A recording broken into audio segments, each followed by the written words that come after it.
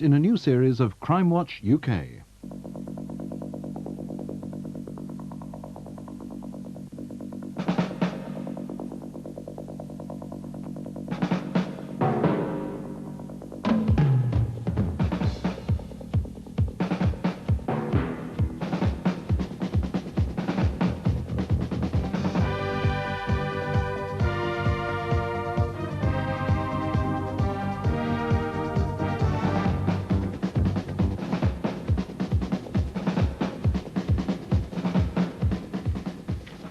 Well, good evening and welcome to this, the 9th year of Crimewatch UK.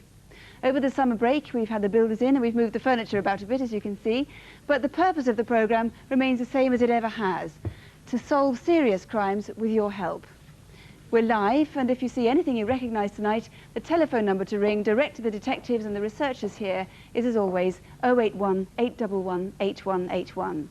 And for the hard of hearing, there's the Minicom number there on your screen just underneath it. First, a notorious crime that 2 months ago made headlines all over Britain. On Wimbledon Common in southwest London, a young mother, Rachel Nickell, was waylaid and repeatedly stabbed. Her scratched and bruised 2-year-old son was found clinging to her body. It appears to be a random killing, which of course makes it extremely hard to solve. So tonight, detectives are putting all their cards on the table and they're appealing for the whole nation's help to name the killer. The appeal is in 2 parts. First, for crucial witnesses, some of whom have yet to be traced. Second, an appeal to the killer's mother, or friends, or family. In the next few minutes, Superintendent John Bassett is going to reveal everything that's known about the murderer, including a great deal that's never been revealed before. Someone watching must be able to piece the clues together. This is an area known as the Mound. Behind it is the main A3, and south of the Mound is where Rachel walked that morning with her son and the dog romping off ahead of her. Just in front of her is a path that leads to a bridleway. This is her path seen from the air, and this, marked with an X, is where she met her killer. First, the hunt for the remaining witnesses, most of whom have come forward, people on the common. Yes. You still think there are others? Oh yes, I think there are a number of witnesses who've yet to come forward.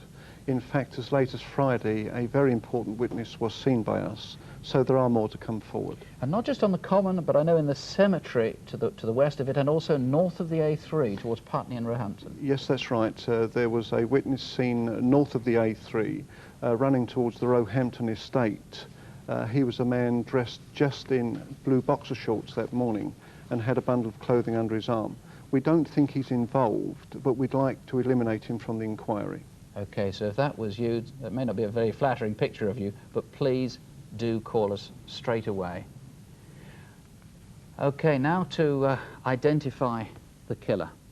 Remember the date, Wednesday the 15th of July. This is what we know so far. A mother and her 2 teenage sons saw a man here by the curling pond. Now that was about 10:15. It's about 15 minutes before Rachel was murdered. It's 5 minutes walk from here to the murder scene. The murder scene again marked with a cross.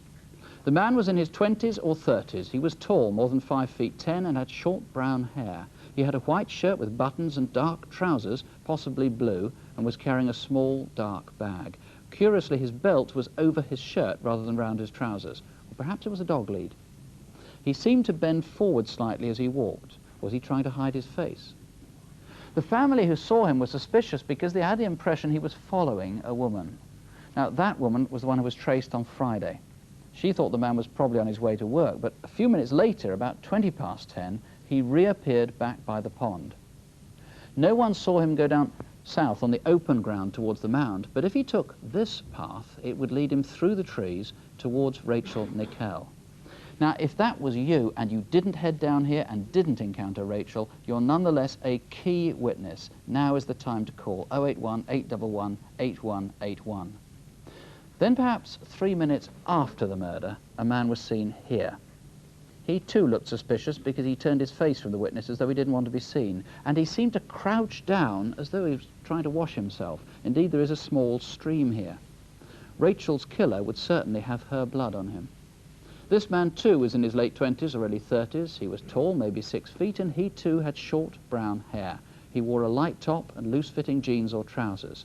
Again, he was carrying a dark bag. Again, if it was you and you had nothing to do with the murder, call us now, 081 811 8181. Now, from this point, let's add some informed conjecture. A consultant clinical psychologist has been handed evidence of Rachel's murder, and he's been comparing its hallmarks with other psychopathic killings. He's drawing up a likely profile of the killer, and though it won't be completed until next week, his official guidance is already as follows. The killer is under the age of 30. He lives locally. He still lives at home with his mum or parents, or alone in a hostel or a bedsit. He's untidy and disorganized. It's possible he has a bike, but he probably doesn't drive a car. He's a low achiever, so he's never done well at exams. He's not very good at conversation. He has few friends and has solitary hobbies. He may have an interest in martial arts. He likes pornography, including some of the violent sort. He doesn't have a steady girlfriend. If he's had previous girlfriends, they'll have found him unsatisfying, sexually inexperienced, and wanting to act out domineering gameplay. He's pestered women before. Indeed, he may have been caught for minor sex offences. He may well have an unskilled job, though if he does, remember, he certainly had that Wednesday morning off back in mid-July. His family will know that something's wrong with him, but they'll obviously find it hard to admit, even to themselves. They'll have noticed his mood changed after mid-July. He was upset or excitable for a few days after that. Above all, he could cause a tragedy and suffering like this again. Now, remember, some of these guidelines could be wrong, but if you can put several clues together and they fit someone you know, we all know the importance of this. Please do call us. John Bassett, it's going to be so difficult for a family, whatever their suspicions, to ring. I mean, to imagine that someone close to them, or a girlfriend, someone that close to them at some stage could have done this. Yes, it's going to be very, very difficult. But I would appeal to the females of the Wimbledon area to come forward and identify this man. He is a local man, and I believe a mother, sister, or girlfriend knows the identity of this man. Women have an instinct for men that are odd like this. This man is dangerous and he's ill and he needs attention. I know most unusually in this case for witness, just for this programme, you have sought from the Crown Prosecution Service and achieved a guarantee of immunity from anybody who's involved in minor offences. Yes, that's right. What about confidentiality, promising that families won't be involved? Well, I can promise any family that rings me that their identity will never be revealed and they can have complete confidence in myself and my team. Can I repeat? I mean, friends and family, of course, will always have a sense of disbelief, but it's easy to eliminate people who are innocent. It's a matter of life and death to find a man who's guilty. So if you've even the slightest hunch, please call. Could I add, the killer himself, according to these psychologists, may be deeply troubled by what he's done. He may not be able to understand it or explain it, but he can put himself in a position where people can help him and make sure he's not the cause of further tragedy. All it takes is a phone call.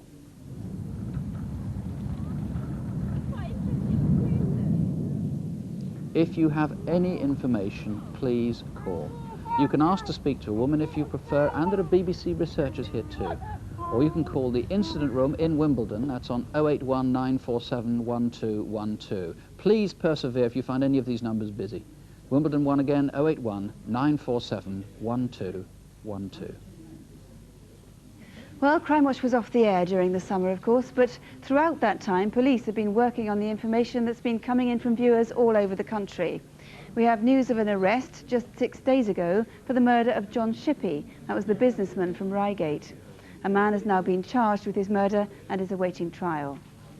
And as a result of our last programme in June, there are new leads on several cases, including on 2 of our reconstructions. We're having to keep mum on both of those for the moment, I'm afraid, but we'll let you know what's going on as soon as we can. And our last photo call generated 100 calls. Details on results in a moment, but first take a look at this month's cases with Superintendent David Hatcher and Detective Constable Jackie Hames.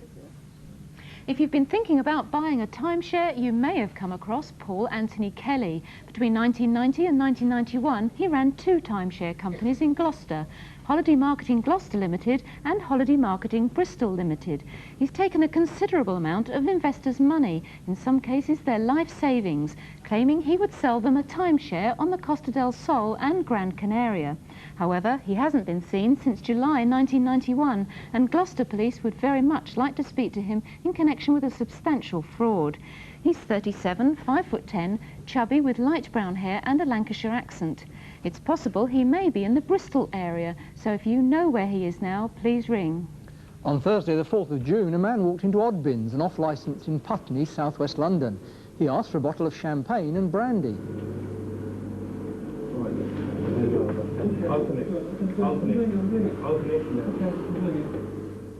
The shop assistant quickly raised the alarm, but the offender ran off. Half an hour later, a man fitting the same description robbed a fast food shop just the other side of Putney Bridge, also using a gun. Do you recognise the man? He's about 25 years old, 5'8", and has a moustache. He was wearing a dark leather bomber jacket and light trousers. If you recognise him, call us now. Strathclyde Police would like to speak to John Burton in connection with a fatal shooting. On Saturday the 11th of April at about 10 p.m, 21-year-old Jason Kelly was killed. It was outside Richard's Bar in Govan Road, Glasgow. John Burton is 39, between 5'8" and 5'10", with a heavy build. He has greying hair, short at the front and sides and long at the back. The tip of the ring finger on his right hand is missing. His left hand is scarred and he has a Glaswegian accent. So if you know where he is, please ring us tonight. Gary Michael Richards may have information about a series of burglaries which have taken place during the past 2 years. Over 20 of the offences were committed in Aberystwyth, not far from the town centre. Bank cards and cheques which were stolen have since been used to buy train tickets all over the UK. Gary Michael Richards is 34 years old, 5'9" with short hair. If you know where he is now, or can help with any of our other photo call faces, please call us.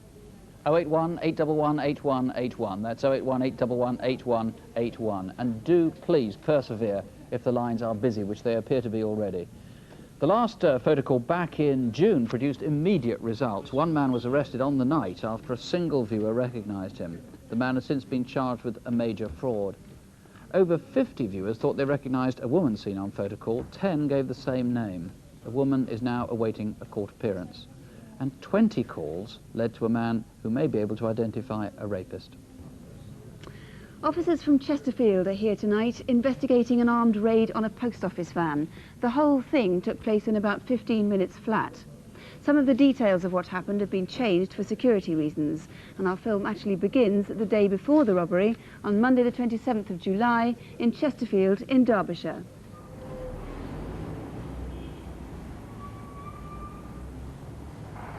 Within a stone's throw of the distinctive spire of St Mary's and All Saints Church is Durrant Road car park, where late that Monday morning David Goldthorpe left his Red Rover. By 7 o'clock that evening it had been stolen.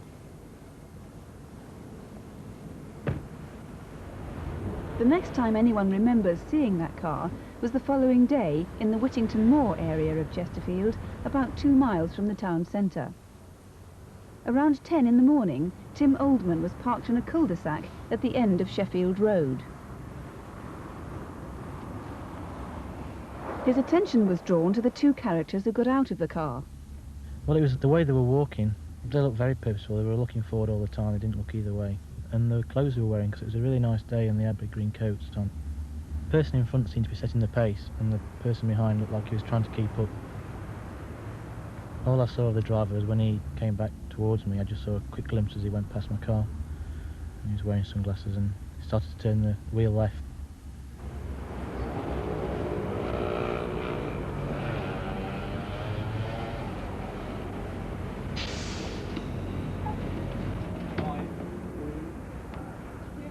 Moments later, a little further up the road, outside the Quick Save supermarket, someone else saw the odd pair.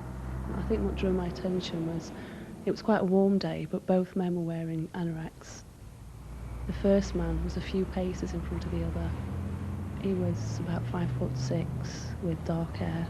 The second man was about 5'4" with dark blonde hair, freckles.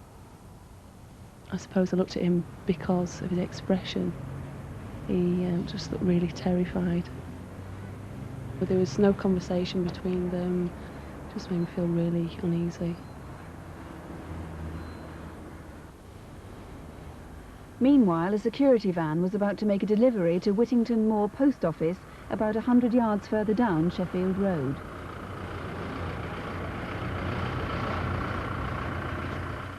Across the street, Alwyn Jessup was parking his red transit van outside his kitchen centre.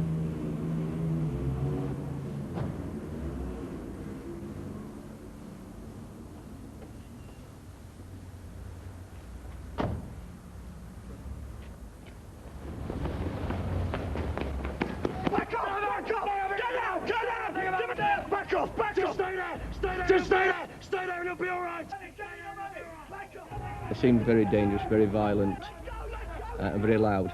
I saw the lads go running up the road, and I followed them up in the van till they got to the end of the drive. They ran down the drive, and I thought that they may be going to a vehicle or something like that, if I could get a number. Police believed the robbers had planned their escape route and that they ran up the drive of a private house, knowing there was a way into a car park on the other side.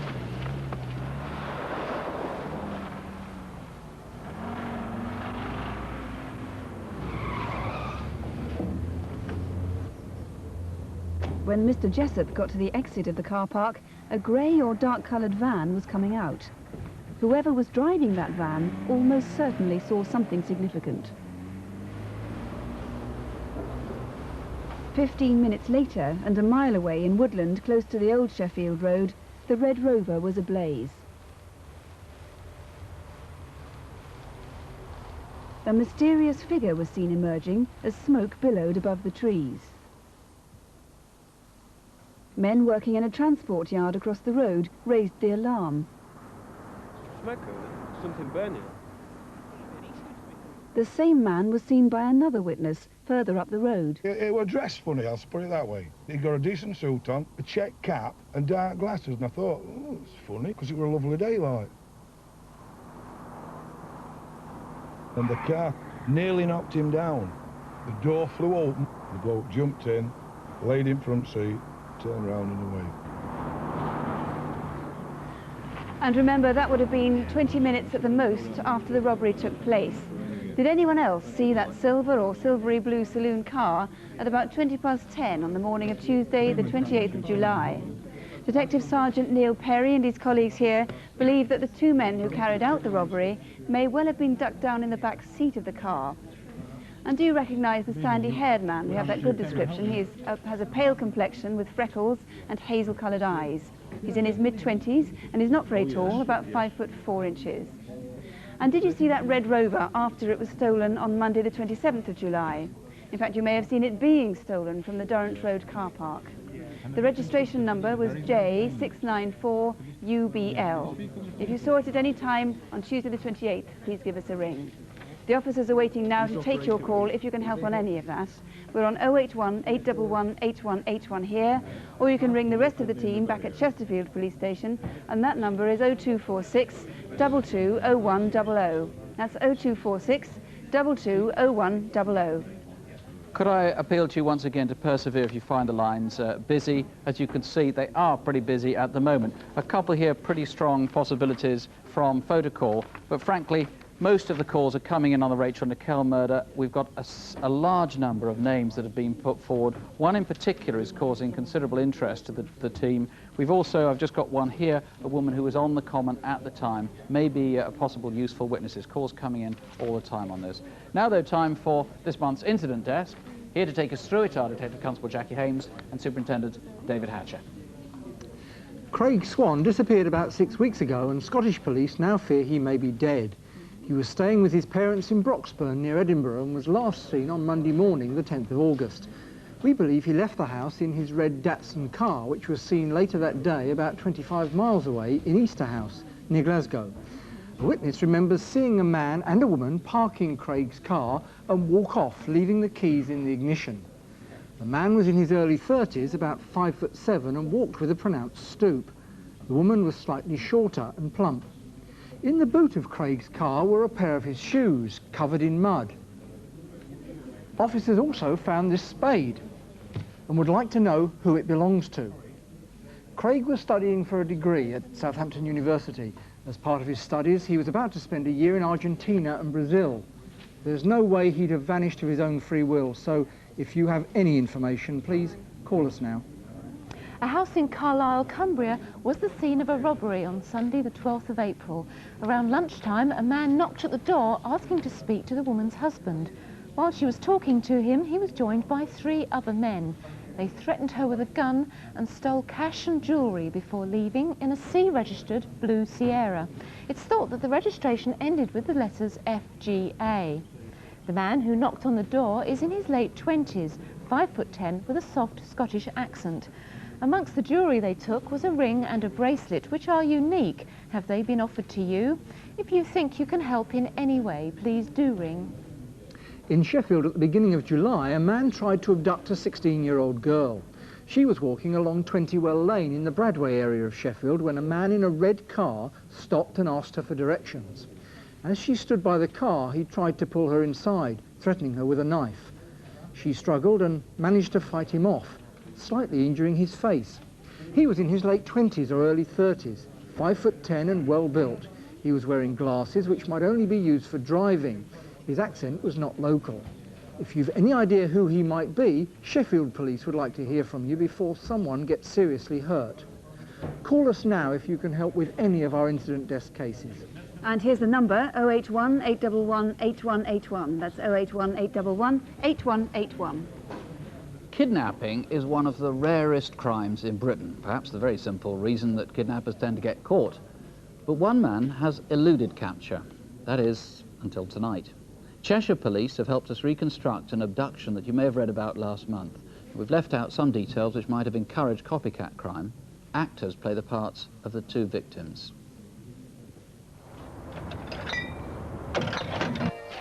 Punch, Judy. Derek Kerr is manager of Barclays Bank at Sale in Cheshire. He and his wife live 20 miles away at Holmes Chapel.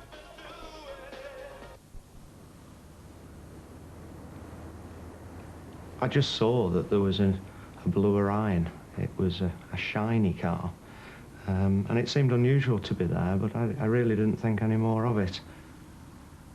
Went on my way home with the dogs. You'd never guessed it was called that, would you? Right, 826, thank you. Right, love. I shouldn't be too late tonight. All right, love. See you later.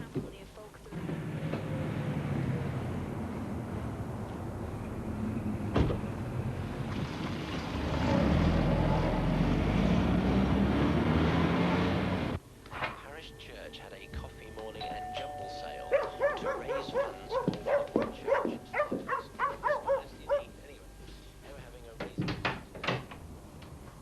Mrs. Kerr, Yes? does your husband drive a silver grey Volvo Estate, H registration? Yes, he does. Well, I'm afraid I've got some bad news for you. He's been involved in a serious accident on the motorway. He's been taken to Leighton Hospital. I've been asked to take you there. Oh. Can you wait there while I go and get my bag? I actually thought he was on his deathbed. I never thought at the time to ask him for any identification. The shock of what he said to me just made me feel that I had to get to Leighton Hospital as soon as I could. Better put your seatbelt on, Mrs. Kerr. It is the law now, you know. Yes, sorry.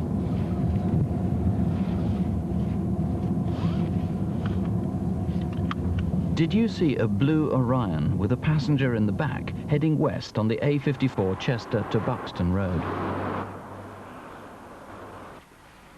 In fact, by now, Liz's husband was arriving at the bank, as usual.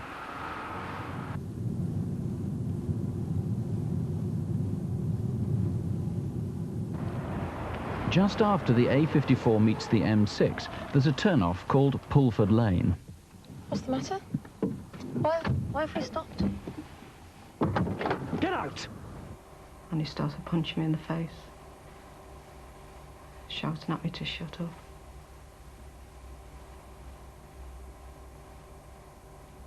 And then he tied me up and put me in the boot. And I decided that the only thing I could do was try and listen and try and remember what direction we were travelling in. It also helped concentrate my mind away from the fear. The kidnapper then probably took the M6 northwards to junction 19 before turning into Pickmere Lane.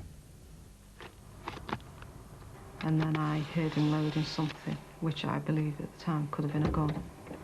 I thought he was going to shoot me.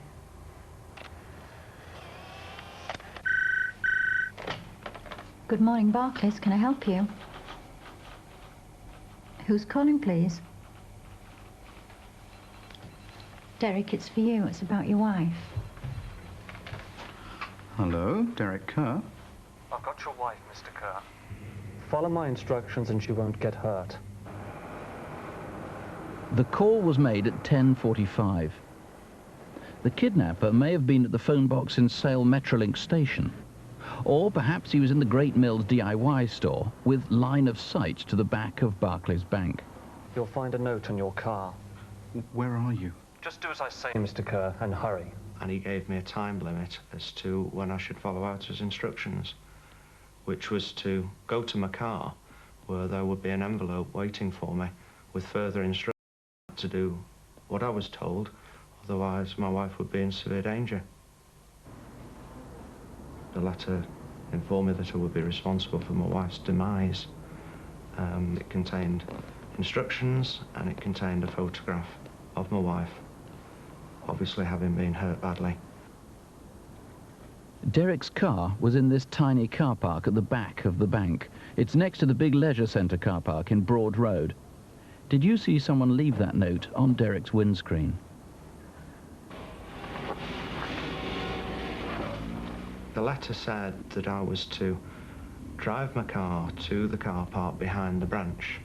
All the way through, I just wanted this to go smoothly. My only thoughts were for my wife's safety, and I wanted him to see me and meet me. He was to make himself known to me. Derek! Derek! He's phoned again. It's ahead for the M63. Thanks, Win. Derek didn't get very far. Heading towards the M63, he turned into Broad Road and then into Old Hall Road.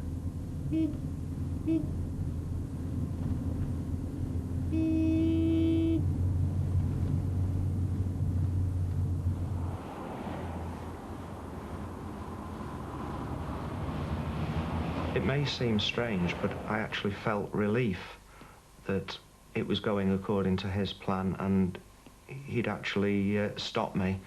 And I was then obviously going to get the instructions, I thought, as to where my wife was.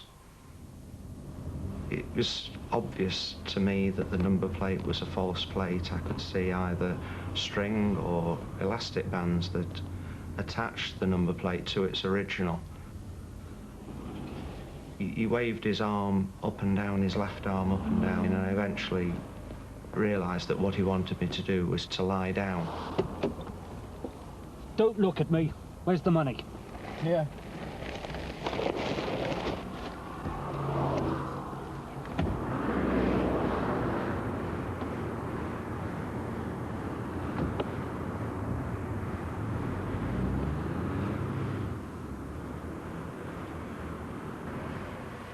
For some reason, the kidnapper took the risk of driving round with Liz Kerr in the boot for a further 2 hours.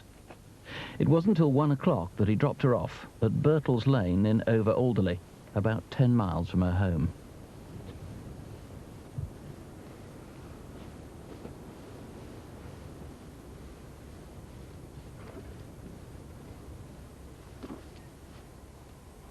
I'd just like him to be caught, really, because if he does it again, the next person might not be so lucky.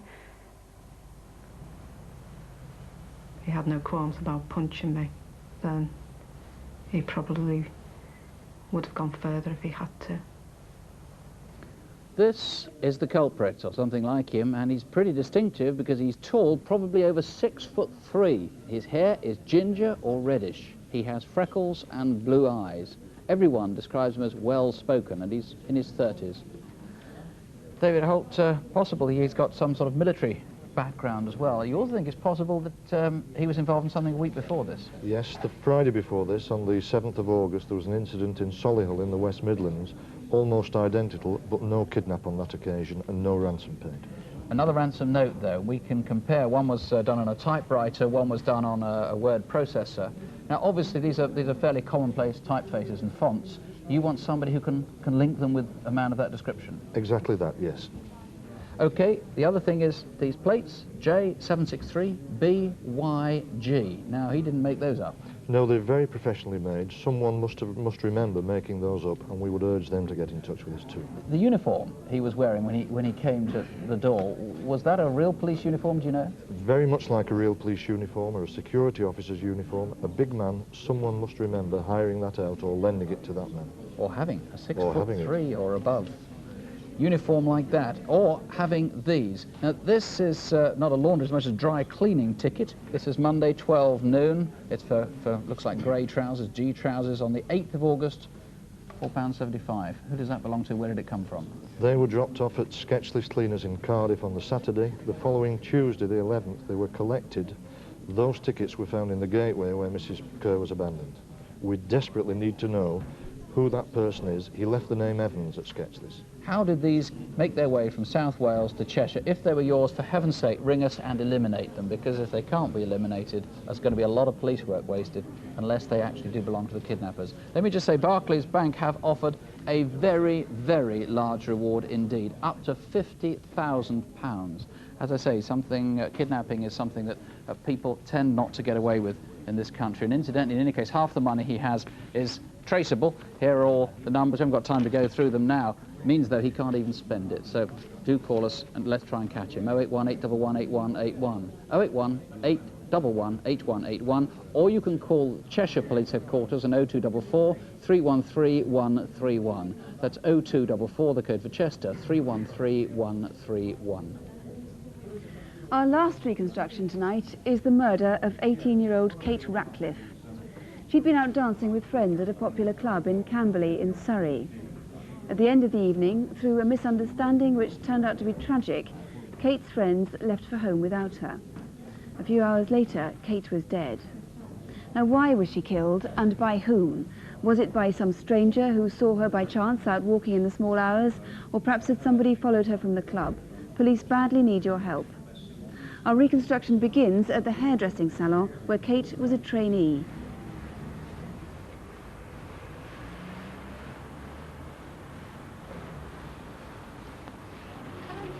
Would you like to take a seat? All the regulars are in. Kate had worked at Bumble's too for nearly 2 years. No, I go on Saturday actually. Should be quite fun. I'm going to Butlins. Alison Glover, who runs the salon, remembers Kate with great affection. Kate came to the salon 2 years ago, straight out of school. She was always very friendly and willing to help and do anything that she could possibly do. She had a great enthusiasm for the job. She was happy-go-lucky, everyday teenager. Kate lived 2 miles away in Hawley with her parents and older sister Joanne. Kate was my only sister. She loved going out, she loved dancing, she had a lot of friends, she loved her job. She was just a normal 18-year-old, happy-go-lucky girl.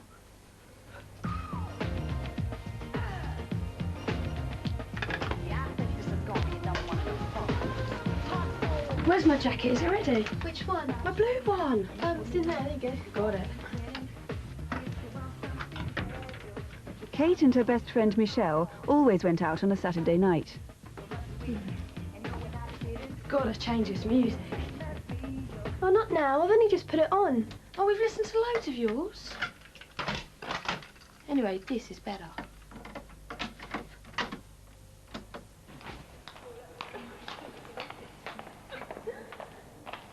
Kate and Michelle often went to Ragamuffins in Camberley. It's a popular nightclub and an indoor shopping precinct. This Saturday, they arrived there shortly before 9 o'clock. They'd arranged to meet some other friends there. Thanks, Scott. I want to go and dance, though. Come on, Michelle, come and dance. Come on. There's hardly anyone down there. Don't worry about it. Come on, come dance. Several people at the club noticed a man in his mid-20s standing alone at one end of the dance floor. He was dressed entirely in black, and he stood staring silently at the dancers throughout the night. Who was he? During the evening, Kate met a former boyfriend, Metin. They'd ended their relationship some 6 months ago, but Kate was still very fond of him. Oh, mine. It's just up the top there somewhere. Is he still with Dawn? Yeah, it's boys' night out, isn't it? So... Can I have a word with you? Yeah. As closing time approached, the lone man was still standing in the same place. There were 516 people at Ragamuffins that night. Police have spoken to all except 33 of them. If one of those is you, we need to hear from you. No one saw Kate leave the club. She probably went when the music finished around 2 o'clock. Assuming she'd left with Metin, her friends didn't worry about her. In fact, he'd left before her. Police believe she went outside searching for him.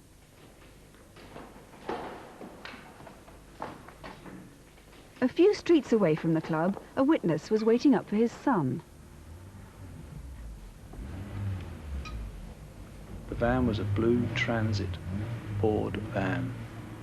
He had short-cropped brown hair, was aged between 20 and 24, and had a moustache. He was clearly lost. Back at the precinct, Kate had returned to Ragamuffins. She seemed to be looking for someone. She was clearly upset.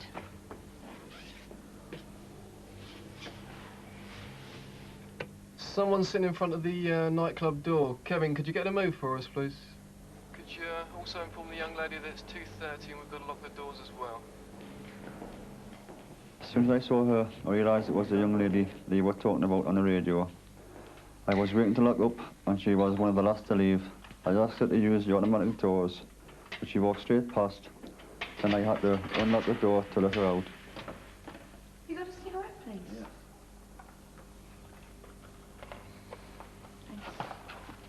Yeah. I saw her walk 2 or 3 yards outside the doors and stop. She just stood there, and after I locked up, I remember logging down the time. It was 2:30. It's always busy outside the precinct as Ragamuffins turns out, but within half an hour or so, the area is almost deserted. One of the few people still around was an acquaintance of Kate's, Philip Williams. I could see Kate was on her own, and she was obviously upset. I kept asking her how she was. She didn't reply. I got the impression she was looking for her friend Metin. An hour after that, and 4 miles away, another witness saw a blue Transit van. Roxanne Jameson was on her way home. I remember leaving work early in the hours of Sunday. It was about 2:30 when I left, and I got to Farnborough about 3:15. I drove down the Union Street and to the Prospect Road junction where the traffic lights were red, so I had to wait. A blue Transit van came hurtling round the corner from underneath the bridge. I did try to look for the driver, but I didn't see the driver or the registration plates. Just 200 yards away from that junction, at 8 o'clock that Sunday morning, Kate's body was found. She'd been fatally stabbed. I can't begin to understand why anybody would want to hurt Kate. She didn't have any enemies. She was a very popular girl. I miss her. We all miss her a great deal. If there is anybody out there that can help, please, just come forward. Well, from Hampshire Police, Mr. Brugard is here to take the calls. How, first of all, do you think that Kate got from Camberley to Farnborough, 4 or 5 miles away? Well, it had to be by transport of some sort, a car or a van. And we're still very interested in any sightings of her, either talking to the driver of such a vehicle or getting into a vehicle. And how important do you think those 2 sightings of a blue Transit van are? Quite an old van. They could be important. I mean, in different areas they've been seen, but the one in Park Road, we do have this photo fit of this man, which does help us ask the person who was driving that to come forward. The other one, by the very nature of the driving, they would probably recognise them as the driver. And you had a recent sighting, a third sighting of a blue Transit van in the right area at the right time? Yes, we did. In recent days, in the taxi rank outside of Camberley railway station, could well be a similar vehicle. So more on blue Transit vans would be useful. Right. You're offering complete confidentiality on the remaining 33 people at the club that night. One detail we didn't mention in the film is that the lone man standing at one end of the hall had very distinctive boots on. Yes, black crocodile boots with silver toe caps. I would have thought that would ring a distinctive bell, certainly with the individual and possibly with other customers. And just to remind you, the date is the early hours of Saturday the 6th of June and Sunday the 7th of June, so if that was you, please do ring us tonight. Finally, the jacket that Kate wore that night has disappeared. This is one very similar. This is a similar jacket. The only thing to recognise is that the bottom button on the left-hand side was missing off her jacket. If you noticed anyone you know behaving strangely after the 6th of June, if you have any information at all that can help Dennis Bogard and his colleagues, 081 811 8181 is the number here in the studio, or you can phone the incident room in Aldershot, and that's 0252 24545. That's 0252, the code for Aldershot, 24545. A tremendous number of calls. Can I just say on photo call, Paul Anthony Kelly, we've had so many callers saying where they think he is that we are fairly confident that we're going to get something on there. We'll give you some more of this in just a moment. Now, though, to Aladdin's Cave, a treasure trove of property recovered by police. Here to take us through it is Eric Knowles. Thank you, Nick.